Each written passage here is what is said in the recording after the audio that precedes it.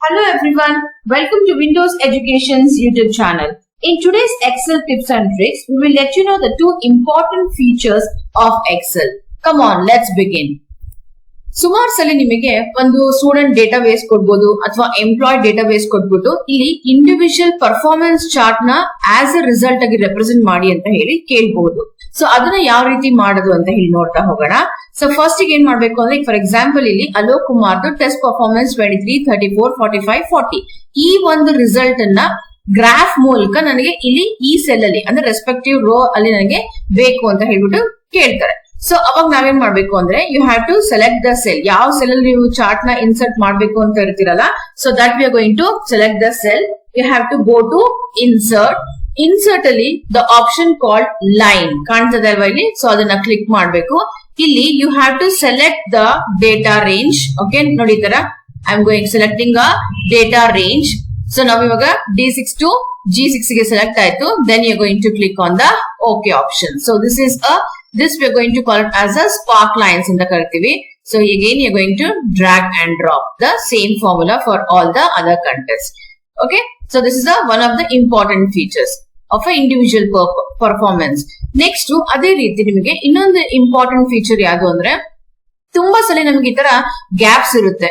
So ನಾವು ಅವಾಗ ಏನ್ ಮಾಡ್ತೀವಿ ಅಂದ್ರೆ ಯಾವ್ದೋ ಒಂದು ಡೇಟಾನ ಇನ್ಸರ್ಟ್ ಮಾಡಿರ್ತೀವಿ, ನಮ್ಗೆ ಅದು ಸರಿ ಹೋಗಲ್ಲ, ಮತ್ತೆ ಡಿಲೀಟ್ ಮಾಡ್ತಾ ಬರ್ತೀವಿ, ಹೌದಾ? ಸೊ ನಾವು ಡಿಲೀಟ್ ಮಾಡ್ಬೇಕು ಅಂದ್ರೆ ಏನ್ ಮಾಡ್ತೀವಿ, ಇವಾಗ ಒಂದೊಂದೇ ಈ ತರ ಹೋಗ್ಬಿಟ್ಟು I am going to click on the delete, again I am going to click on the delete option. ಈ ತರ ಮಾಡೋ ಬದ್ಲಿ ಒಂದು ಸಿಂಪಲ್ ಆಗಿ ನಾನು ಯಾವ ರೀತಿ ಮಾಡ್ಬೋದು ಅಂತ ಹೇಳ್ಬಿಟ್ಟು ಹೇಳ್ಕೊಡ್ತಾ ಇದ್ರಿ. ಸೊ ಫಸ್ಟ್ ಏನ್ ಮಾಡ್ಬೇಕು ಅಂದ್ರೆ ಯಾವ್ದು ಕಾಲಮ್ ಅಲ್ಲಿ ನೀವು ಡಿಲೀಟ್ ಮಾಡ್ಬೇಕು ಅಂತ ಹೇಳ್ತೀರಾ, ಸೊ ಆ ಕಂಪ್ಲೀಟ್ ಕಾಲಮ್ ಈ ತರ ಸೆಲೆಕ್ಟ್ ಮಾಡ್ಬೇಕಾಗುತ್ತೆ. ಸೊ ಕಂಪ್ಲೀಟ್ ಕಾಲಮ್ ಸೆಲೆಕ್ಟ್ ಆದ್ಮೇಲೆ you are going to go to tab ನ ಕ್ಲಿಕ್ ಮಾಡ್ಬೇಕು. ಅಂದ್ರೆ you are going to press F5 from the keyboard. So ಇಲ್ಲಿ you are going to have a option called special option ಅಲ್ವಾ.